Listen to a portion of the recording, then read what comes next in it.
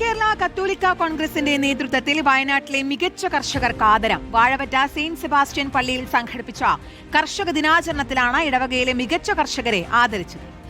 കൃഷിവകുപ്പ് മന്ത്രി ടി സിദ്ദീഖ് ചടങ്ങ് ഉദ്ഘാടനം ചെയ്തു.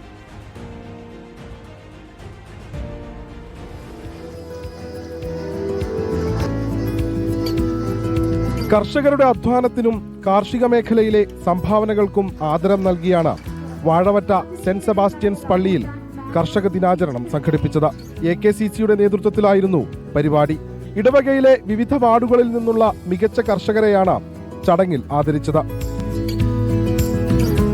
കൃഷിയെയും കർഷകരെയും പ്രോത്സാഹിപ്പിക്കേണ്ടതിന്റെ ആവശ്യകത ചൂണ്ടിക്കാട്ടിയായിരുന്നു മന്ത്രിയുടെ വാക്കുകൾ.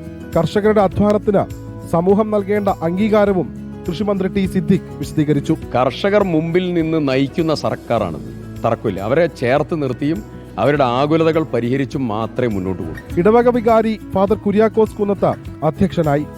AKCC മേഖലാ ഡയറക്ടർ, രൂപതാ മേഖലാ ഭാരവാഹികൾ തുടങ്ങിയവർ ചടങ്ങിൽ പങ്കെടുത്തു.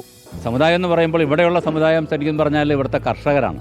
അവരാണ് ഈ നാട് ഉണ്ടാക്കിയതെന്ന് വേണമെങ്കിൽ പറയും. നാട്ടിലേക്ക് കടന്നു വന്ന് അതിന് നേതൃത്വം കൊടുത്തത് ഇവിടുത്തെ കർഷകരാണ്. അപ്പോൾ അതുകൊണ്ട് അവരെ ശക്തിപ്പെടുത്തലാണ് ആദ്യം ചെയ്യേണ്ട പരിപാടി. കർഷകരെ ആദരിക്കുന്നതിനൊപ്പം കാർഷിക മേഖലയിലേക്ക് കൂടുതൽ യുവാക്കളെ ആകർഷിക്കണമെന്ന സന്ദേശവും ഉയർത്തിയാണ് കർഷക ദിനാചരണം സമാപിച്ചത്. റിപ്പോർട്ടർ, വയനാട്.